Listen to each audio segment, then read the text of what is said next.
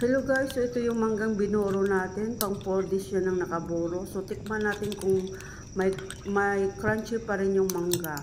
So this is it guys. Guys, ito kain tayo ng manggang binuro ko. So ito na siya. Tikman natin kung crunchy pa rin.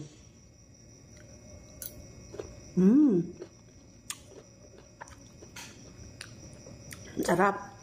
Meron pa rin siyang konting asim. Nangasim kasi ako guys.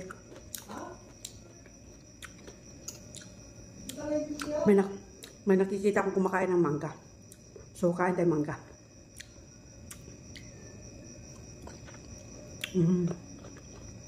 Sarap.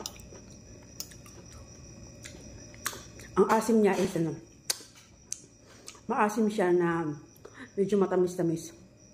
Kasi doon sa tinimpla ko na nilagyan ko ng asukal, di ba? Pero hindi siya masyadong maasim. Pero may asim pa rin.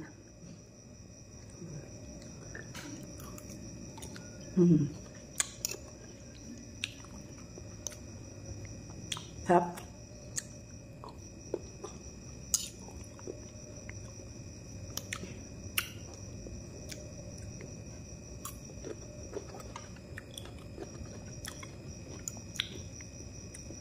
Parang siyang ano, kung sa papaya pa is yung inatsara.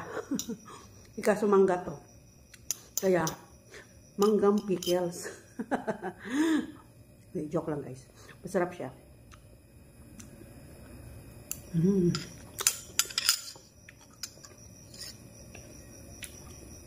Sarap na.